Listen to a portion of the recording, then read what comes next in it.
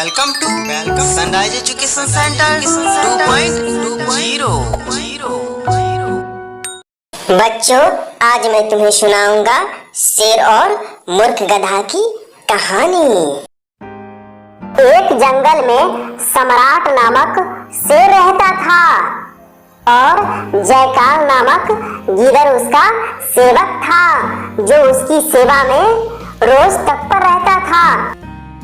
और बदले में शेर द्वारा मारे गए शिकार का कुछ भाग भोजन के रूप में उसे प्राप्त होता था। एक बार शेर का हाथी से सामना हो गया। दोनों अपने गर्व में चूर थे। बात बढ़ी और युद्ध तक पहुंच गई। दोनों में युद्ध हुआ, जिसमें हाथी शेर पर हावी रहा। उसने शेर को सूंड से पकड़कर उठाया और धरती पर पटक दिया। शेर के शरीर की कई हड्डी टूट गई। शेर बुरी तरह चोटिल हो गया था। ऐसे में शिकार पर जाना उसके लिए दुश्वार था। वह दिन भर एक स्थान पर बैठा रहता। शिकार न कर पाने के कारण वो और उसका सेवक गीदड़ दोनों भूखे मरने लगे। तो गीदड़ ने बोला, महाराज, क्या करे, आप तो शिकार पर जा नहीं सकते। मैं ठहरा आपका सेवक, मैं तो आप पर निर्भर हूँ। ऐसी स्थिति में मेरा शिकार पर जाना संभव नहीं है, लेकिन यदि कोई जानवर मेरे निकट आ गए तो अब भी मुझ में इतनी शक्ति है कि अपने पंजे के एक बार से उसके प्राण हर सकता हूँ। तुम किसी जानवर को बहला फुसलाकर मुझ तक ले आओ, मैं उसे मार डालूंगा और फिर हम दोनों अच्छी तरह भूख मिटा लेंगे। गीदड़ को शेर की बात जच गई और वह शिकार की खोज में निकल पड़ा। चलते चलते वह एक गांव में पहुंचा। वहां उसने एक खेत में कर्ण नामक गधे को चरते हुए देखा। उसे देखा वह सोचने लगा कि इस गधे को किसी तरह शेर के पास ले जाऊं तो कई दिनों के भोजन की व्यवस्था हो जाएगी। वह गधे के पास गया और मीठा स्वर भरकर बोला, अरे मित्र, क्या हाल बना रखा है। पहले कितने मोटे तगड़े थे, इतने दुबले पतले कैसे हो गए। लगता है धोबी कुछ ज्यादा ही काम ले रहा है। गीदड़ ने गधे की दुखी रग पर हाथ रख दिया। गधा दुखी स्वर में बोला, सही समझे मित्र, मैं बड़ा दुखी हूँ। धोबी मुझसे आवश्यकता से अधिक काम लेता है और कुछ गलती हो जाने पर खूब पीटता है। ऊपर से खाने को भी कुछ भी नहीं देता है। इधर उधर चलकर किसी तरह मैं अपनी भूख शांत करता हूँ, इसलिए मेरा ऐसा हाल हो गया है। गीदड़ ने मौके की नजाकत समझ ली और कहने लगा, मैं तुम्हारा दुख समझ सकता हूँ मित्र। वैसे तुम चाहो तो मैं तुम्हें एक ऐसे स्थान पर ले जा सकता हूँ जहाँ हरी घास का विशाल मैदान है। तुम वहाँ जी भरकर घास खा सकते हो।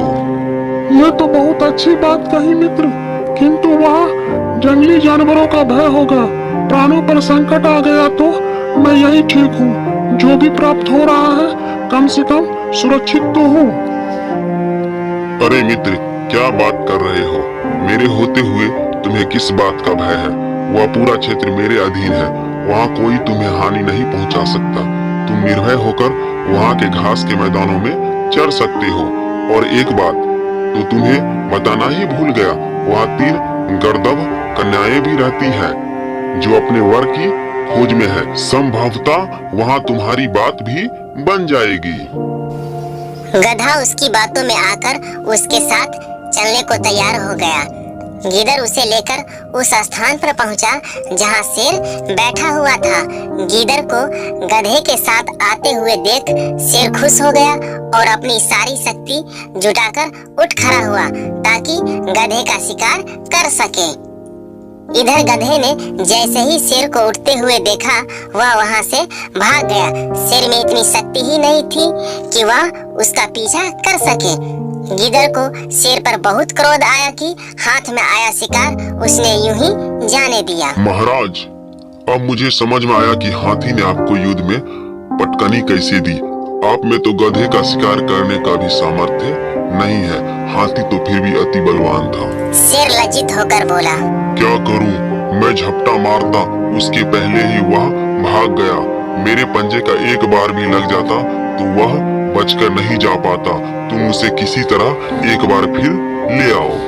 अब की बार मैं दबोच ही लूंगा। उसे दोबारा लाना बहुत कठिन है, फिर भी मैं प्रयत्न करूंगा, किंतु इस बार वह आए तो बच के जाने न पाए। फिर वह गधे की तलाश में निकल पड़ा। कुछ दूर जाने पर उसने देखा कि गधा एक पेड़ के नीचे सुस्ता रहा है। वह उसके पास गया और बोला, क्या हुआ मित्र, तुम वहाँ से क्यों भाग आए? अच्छी बात कर रहे हो तुम मुझे किसी भयानक जीव के पास ले गए थे जो मुझे देखते साथ मेरे पीछे भागा था। आज तो मुझे मौत सामने दिखाई पड़ रही थी, पूरा जोर लगाकर भागा, ना होता तो आज अभी तुमसे बात न कर रहा होता। गीदड़ ने फिर से अपना पासा फेंका। अरे तुमने ध्यान नहीं दिया, वो एक गर्दभी कन्या थी। तुम्हें देखकर वह उतावली हो गई और तुम्हारे पास आने लगी, किंतु तुम तो ऐसे भागे कि नजरों से ओझल ही हो गए। अब वह तुमसे पुनः मिलने की आस में बैठी है। मुझे तुम्हें लाने के लिए भेजा है। वो तुमसे मिलना चाहती है। कदाचित वह तुम्हारे प्रेम में पड़ गई है। तुम्हें भी उससे मिलना चाहिए। उसे इस तरह सताना उचित नहीं है। गधा फिर गीदड़ की बातों में आ गया और उसके साथ फिर जंगल की ओर चल पड़ा। शेर वहाँ घात लगाए बैठा था। इस बार उसने गलती नहीं की। जैसे ही गधा उसके निकट आया, उसने अपने पंजों का शक्तिशाली वार किया और गधे का प्राण हर लिए। गीदड़ और शेर के भोजन का प्रबंध हो चुका था। दोनों बहुत खुश थे। शेर गीदड़ से बोला, मैं नदी में स्नान कर आता हूँ, तुम तब तक इसकी निगरानी करो। गीदड़ गधे की सबकी निगरानी करने लगा। शेर नदी की ओर चला गया। उधर शेर को स्नान करने में देरी हो गई और इधर गीदड़ भूख से व्याकुल हो रहा था। आखिर उससे रहा ना गया और उसने गधे का कान और दिमाग खा लिया। शेर जब स्नान कर लौटा तो गधे के कान और दिमाग को गायब देख गीदड़ पर क्रोधित हो गया। लोभी, मैंने तुझे निगरानी के लिए यहाँ छोड़ा था, किंतु तुमसे मेरी प्रतीक्षा भी नहीं हुई। तूने इसे जूठा कर दिया। अब क्या करूं, मैं तेरी जूठन खाऊं? महाराज, आप गलत ना समझे।